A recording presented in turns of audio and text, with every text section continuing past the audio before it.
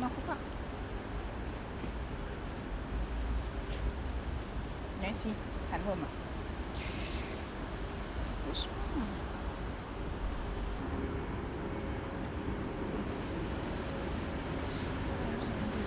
Formation pratique. Je travaillais de 7h à 22h tous les jours, 7 jours sur 7, pas de vacances. Les seules 3 semaines de vacances que l'on pouvait avoir étaient toujours au sein de l'Opus Dei pour apprendre la théologie et approfondir dans l'esprit du fondateur.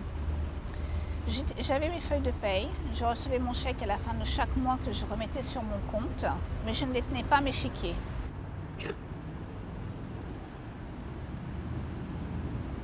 Je pesais 39 kilos, je ne pouvais plus m'alimenter toute seule, je n'arrivais même plus à me laver toute seule, je marchais, j'étais complètement la tête sur le côté.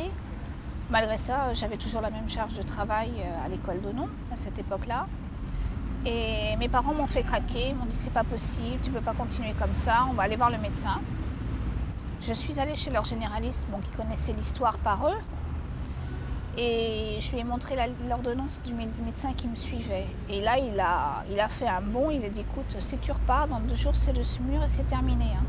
La vie, elle s'arrête là.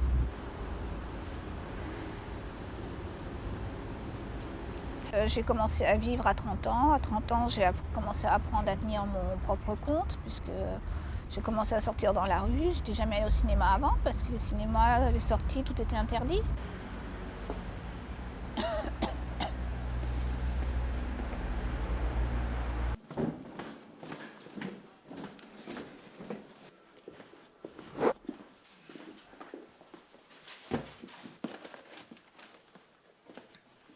Nous ne menons pas une croisade contre l'Opus Dei. Ce n'est pas ça le débat. Ce que je viens de dire, c'est qu'il existe au sein de cette œuvre une institution, qui est celle des numéraires auxiliaires, qui porte en germe les dérives et les infractions qui sont poursuivies. Qu'il y a donc un dysfonctionnement majeur. Voilà. Donc ma cliente, qu'est-ce qu'elle attend? 1, réparation. 2, éventuellement, qu'il y ait une décision qui laisse à penser peut-être à l'Opus Dei qu'il faudrait peut-être changer l'organisation de ces numéraires auxiliaires. C'est tout.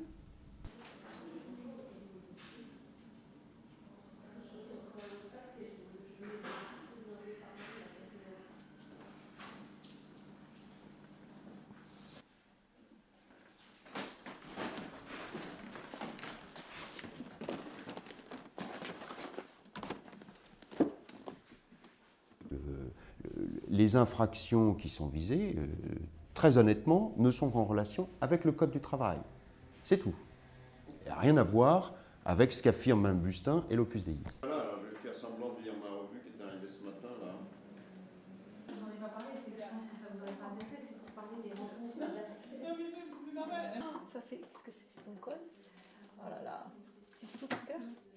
Là c'est impressionnant. Ici c'est un secret pour personne, c'est tout à fait évident. L'Opus Dei s'occupe de l'aumônerie.